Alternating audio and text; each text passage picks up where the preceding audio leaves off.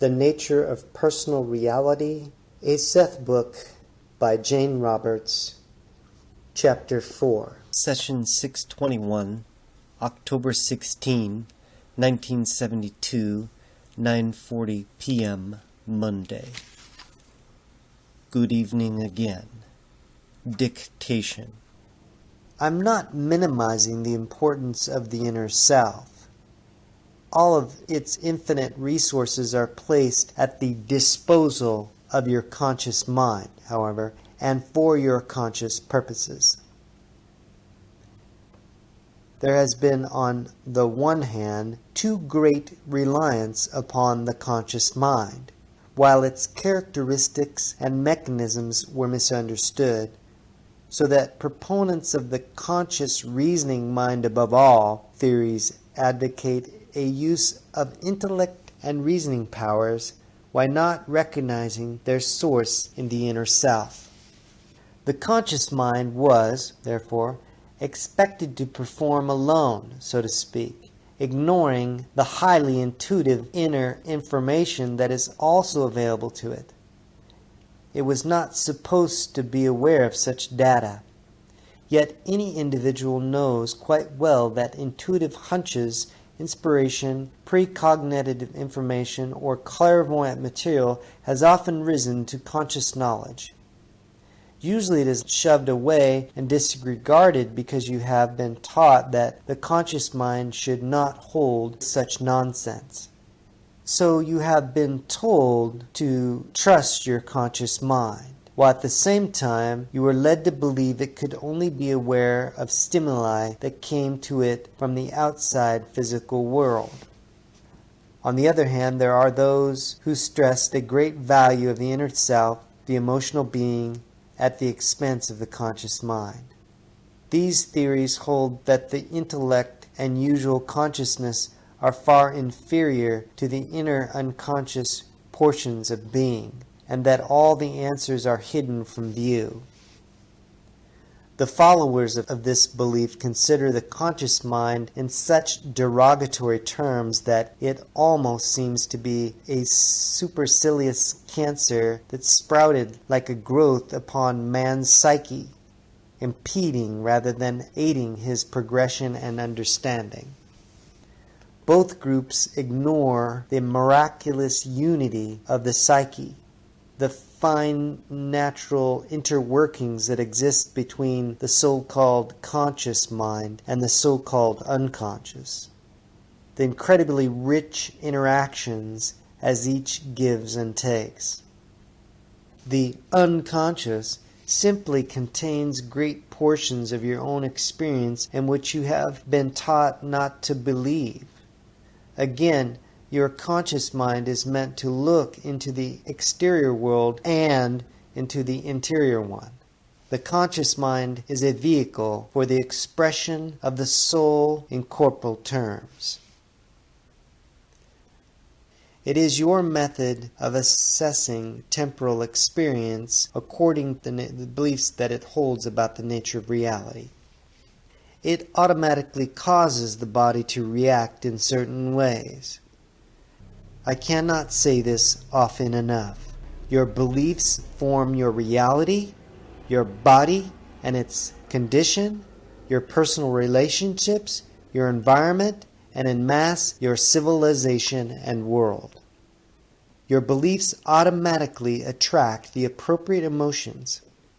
They reinforce themselves through imagination, and at the risk of repeating myself, because this is so important, imagination and feeling follow your beliefs. It is not the other way around. If, now, for a brief, innocuous enough example, you meet an individual often enough to think, he gives me a pain in the neck, it is surely no coincidence that you find yourself with a painful neck in future encounters with this person. The suggestion is quite a conscious one, however, given by yourself and carried out not symbolically but most practically, most literally. In other words, the conscious mind gives its orders and the inner self carries them out. In this existence you are physically oriented. Surely then, the conscious, physically oriented mind is the one that is meant to make deductions about the nature of physical reality. Otherwise, you will have no free will. In Western culture, since the Industrial Revolution, after about 1760, the idea grew that there was little connection between the objects in the world and the individual. Now, this is not A history book, so I will not go into the reasons behind this idea, but will merely mention that it was an overreaction, in your terms at least, to previous religious concepts. Before that time, man did believe that he could affect matter and the environment through his thoughts. With the Industrial Revolution, however, even the elements of nature lost their living quality in man's eyes. They became objects to be categorized, named, torn apart and examined. You do not dissect a pet cat or dog. So when man began to dissect the universe in those terms, he had already lost his sense of love for it. It became soulless to him. Only then could he examine it, you see, without qualm and without being aware of the living voice that protested. And so, in his great fascination with what made things work, in his great curiosity to understand the heredity of a flower, say, he forgot what he could learn by smelling the flower, looking at it, watching it to be itself. So he examined dead nature. Often he had to kill life in order, he thought, to discover reality. You cannot understand what makes things live when you must first rob their life. And so when man learned to categorize, number, and dissect nature, he lost its living quality and no longer felt a part of it. To some important extent he denied his heritage. For spirit is born into nature, and the soul, for a time, resides in flesh. Man's thoughts no longer seemed to have any effect upon nature because in his mind he saw himself apart from it, in an ambiguous fashion, while concentrating upon nature's exterior aspects in a very conscious manner. He still ended up denying the conscious powers of his own mind. He became blind to the connection between his thoughts and his physical environment and experience. Nature became then an adversary that he must control. Yet underneath he felt that he was at the mercy of nature, because in cutting himself off from it, he also cut himself off from using many of his own abilities. It was at this point that the nature of the conscious mind itself became so misunderstood, and those unrecognized or denied powers were assigned to unconscious portions of the self by ensuing schools of psychology. Very natural functions of the conscious mind, therefore, were assigned to the underground and cut off from normal use. Now you may take your break. Resume dictation. Then I will have a remark to make. Give us a moment. Because the conscious mind has been so stressed, while stripped of many of its characteristics, there is now an overreaction occurring in which normal consciousness is being put down, colloquially speaking. Emotion and imagination are being considered as far superior. The displaced powers of consciousness are still being assigned to the unconscious, and great efforts are being made to reach what seem to be normally inaccessible areas of awareness. To this end, drugs are utilized, cults set up, and there are methods and training manuals galore. Period. Yet there is nothing basically inaccessible about such inner knowledge or experience. It can all be quite conscious and utilized to enrich the reality that you know. The conscious mind is not some prodigal child, poor relative of the self. It can quite freely focus into inner reality when you understand that it can. You, again, have a conscious mind. You can change the focus of your own consciousness. There have been tyrannies propagated for various reasons by the race of man upon itself. One of the greatest, however, is the idea that the conscious mind does not have any touch with the fountains of its own being, that it is divorced from nature, and that the individual is therefore at the mercy of unconscious drives over which he has no control. Man therefore feels himself powerless. If the purpose of civilization is to enable the individual to live in peace, joy, security, and abundance, then that idea has served him poorly. When a man or woman feels no connection between personal reality and experience and the surrounding world, then he or she loses even an animal sense of pure competence and belonging. Your beliefs, once more, form your reality, shaping your life and all of its conditions. All the powers of your inner self are set into activation as a result of your conscious beliefs. You have lost a sense of responsibility for your conscious thought because you have been taught that is not what forms your life. You have been told that regardless of your beliefs, you are terrorized by unconscious conditioning. The whole following sentence is to be underlined. And as long as you hold that conscious belief, you will experience it as reality.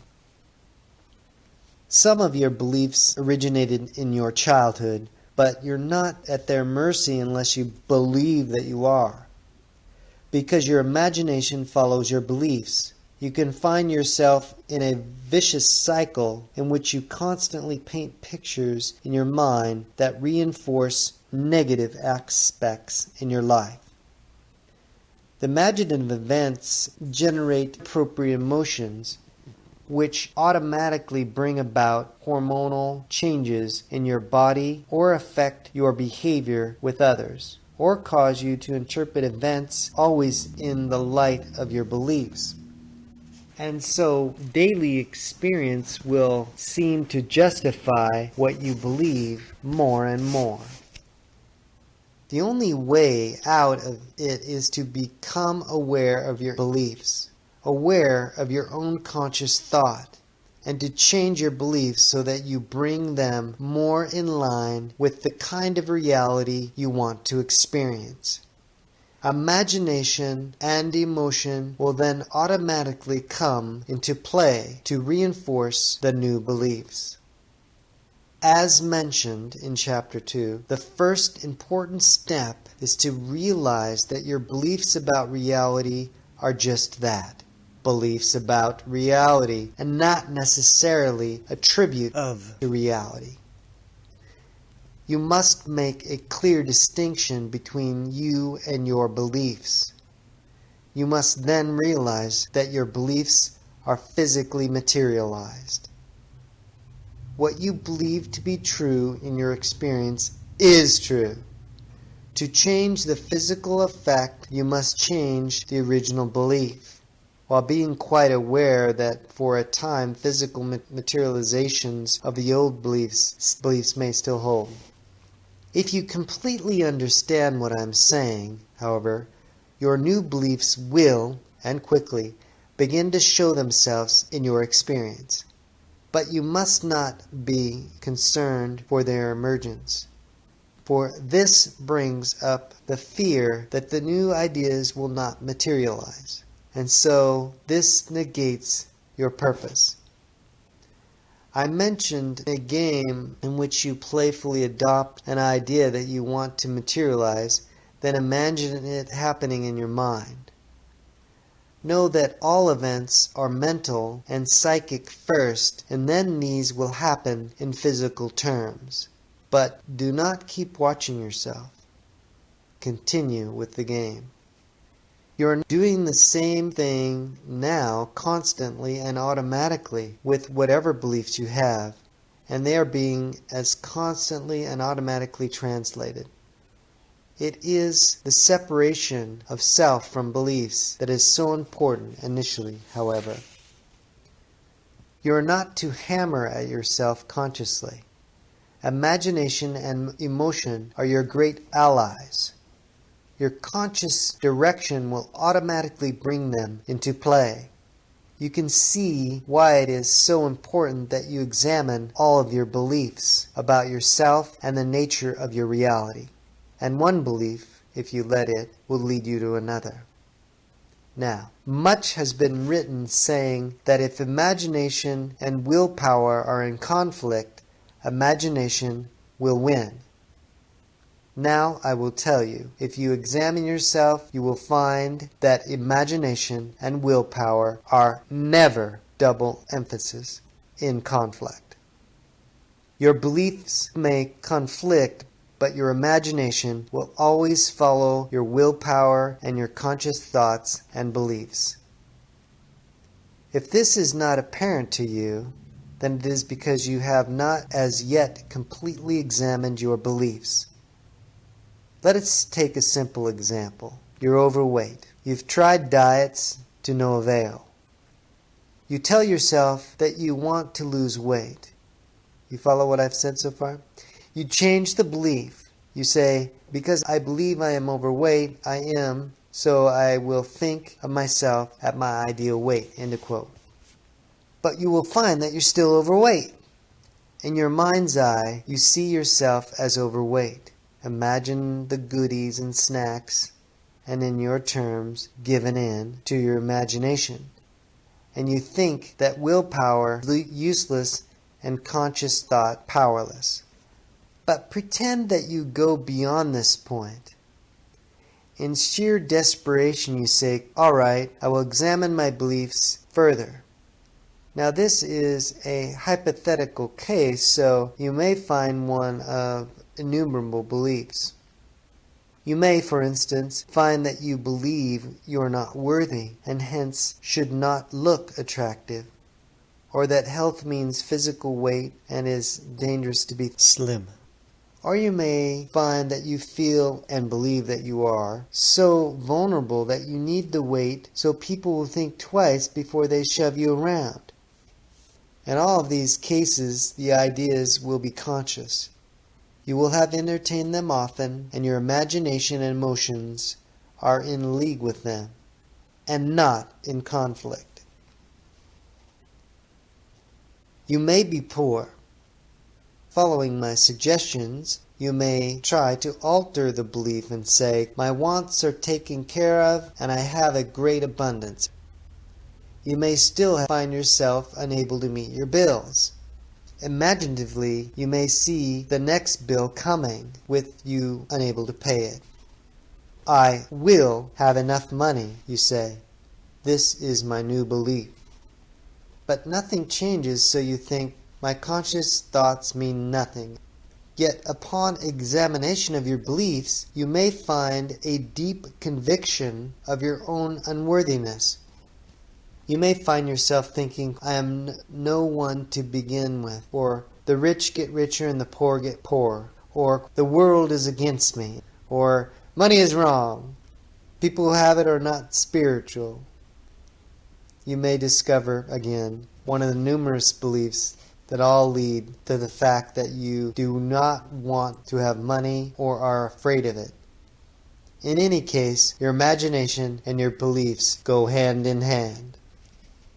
You may be trying to remember your dreams. Another example. You may give yourself appropriate suggestions each night, only awaken again with no memory of them. You may say, consciously I want to remember my dreams, but my suggestions do not work. Therefore, what I want on a conscious level has little significance. Yet, if you examine your beliefs more carefully, you will find one of many possible beliefs, such as, I'm afraid to remember my dreams, or my dreams are always unpleasant, or I'm afraid to know what I dream about, Or, I want to remember my dreams, but they may tell me more than I want to know. In this case, also your reality colors your beliefs, and your experience is a direct result of your conscious attitudes. By such attitudes as these just mentioned, you put clamps upon your inner self, purposely hampering your experience and reinforce beliefs in the negative aspects of your being. Only by examining these ideas of your own can you learn where you stand with yourself. Now, I do not mean to stress the negative by any means, so I suggest that you look to those areas of your life in which you are pleased and have done well. See how emotionally and imaginatively you personally reinforced those beliefs and brought them to physical fruition. Realize how naturally and automatically the results appeared. Catch hold of those feelings of accomplishment and understand that you can use the same methods in other areas. End of dictation. End session. Peace, light, and love. Aloha.